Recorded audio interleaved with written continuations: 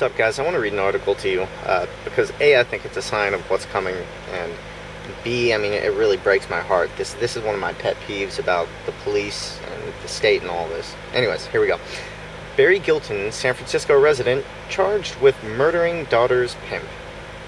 Barry Gilton, the longtime girlfriend of Lupe Mercado, were at the end of their rope. They had tried everything they could to rescue their 17-year-old daughter from a life of prostitution, but nothing worked. That's why prosecutors allege they turned to murder.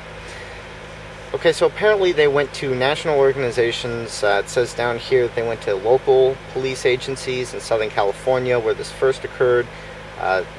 They did everything right. Go to the state, try to figure it out. Please, somebody help our underage 17-year-old daughter, who probably doesn't know what she's getting into, being taken advantage of by this pimp who you're about to hear about. Around 2 a.m. on June 4th, 22-year-old Compton native Calvin Sneed was driving through San Francisco's Bayview district when somebody fired 40 caliber gunshots into his Toyota Camry. The shots caused the car to crash into a parked vehicle. Sneed died at the San Francisco General Hospital soon thereafter. What a tragedy. Now, this Calvin Sneed character apparently has also been shot at in Hollywood, and suspected that Barry Gilton, trying to save his daughter, was complicit in that as well. This guy is believed to be a Crips gang member, and you know what they're into, all the drugs and gang member whatever, and taking advantage of little 17-year-old girls. What really kills me in this, guys, is now that they're charging Barry Gilton and his girlfriend, and they have a $2 million bail. They're charging them with murder. So, alright, when people say, what are we going to do without police? I mean, criminals would run wild. There'd be all this crime. They had nowhere to turn to, okay? Police don't stop murder. They don't stop crime. They get there after the fact. This kills me because, once again, this is the state failing and, for all intents and purposes, sticking up for the criminal, the rights of the criminal. Where is the sanity in this? I'm going to read on. Sneed was Gilton and Mercado's daughter's pimp. Authorities believe that not only was it one of them that pulled the trigger, but the incident wasn't the first time the girl's parents had attempted murder. That's what I talked about earlier. So, I'm going to scroll down, skip a little. According to Sapphire, it stopped there.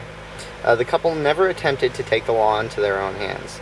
The motive is all the prosecutors, have as far as we're concerned, the Mercado's attorney, Tony Tamburello, said to the Daily Mail reports. This would not be the first time that police and prosecutors got it wrong. Yeah, no kidding. Police, on the other hand, tell a different story. Oh, they're going to take a hard line now. Now that something that they feel, because a firearm was used, not because, their daughter was like a sex slave. No, that's not important. They said that last month, Gilton and Mercado tracked Sneed to the Los Angeles neighborhood of North Hollywood and fired 9mm rounds into his car. Sneed escaped unharmed, and the shooter disappeared without a trace. Police were only able to identify Gilton and Mercado as possible suspects when, after the June 4th incident in San Francisco, their daughter accompanied Sneed to the hospital. She was questioned by police soon after her parents were brought in.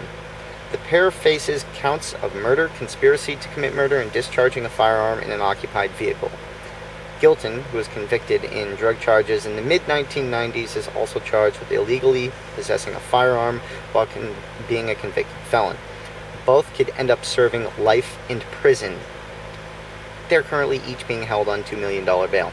Now, vigilante justice, okay? Obviously, you don't go and just take things into your own hand right off the bat.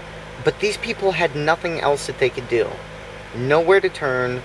Nobody wanted to help them. Their daughter, who was a minor, technically is not capable of making her own decisions, according to the state, had no support to the parents from the state. Yet now, because they were literally losing their daughter to this lifestyle,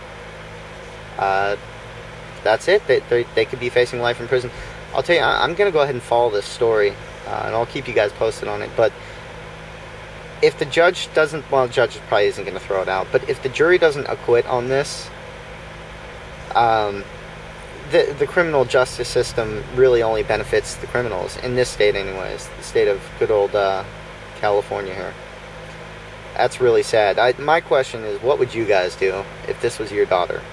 Your daughter's 17 years old, may or may not know what she's doing, but the authorities refuse to get involved. Do you take matters into your own hand?